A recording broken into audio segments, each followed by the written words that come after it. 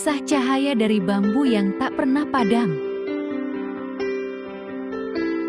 Tokoh utama Dimas, seorang remaja berusia 15 tahun dari desa terpencil di kaki gunung.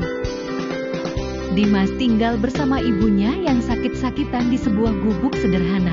Setiap hari, ia harus berjalan 10 km ke sekolah sambil membawa bekal seadanya. Nasi dengan garam dan sambal. Meski hidup serba kekurangan, Dimas adalah murid terpandai di kelasnya. Impiannya hanya satu, lulus ujian nasional dan melanjutkan ke SMA favorit di kota. Namun, masalah datang ketika ia tak bisa membayar biaya pendaftaran ujian sebesar 200.000. Ibunya hanya bisa menangis diam-diam di balik pintu. Suatu malam, Dimas melihat tumpukan bambu bekas di belakang rumahnya. Tiba-tiba, ia teringat pelajaran seni tentang kerajinan tangan. Dengan pisau tua peninggalan ayahnya, ia mulai mengolah bambu menjadi lampion kecil. Hari-hari berikutnya, sepulang sekolah, Dimas menghabiskan waktu di gubuk riotnya, menganyam bambu hingga tangannya penuh luka. Setelah seminggu, terkumpul 20 lampion.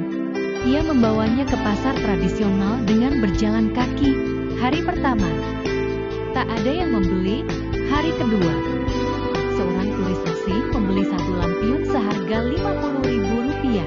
Hari ketiga, hujan deras mengguyur pasar. Lampion-lampionnya basah dan rusak. Dimas pulang dengan mata berkaca-kaca. Saat hampir menyerah, ia mendengar suara ibunya. "Nak, bambu itu kuat karena ia lentur. Ia tak patah oleh angin, tapi berirama bersamanya." Keesokan pagi, Dimas membungkus lampionnya dengan daun pisang kering agar tahan air. Ia juga menambahkan hiasan biji-bijian dari hutan.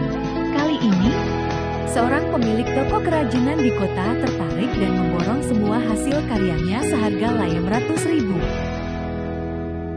Uang itu tak hanya cukup untuk biaya ujian, tapi juga membeli obat untuk ibunya. Dimas pun lulus dengan nilai tertinggi se-kecamatan.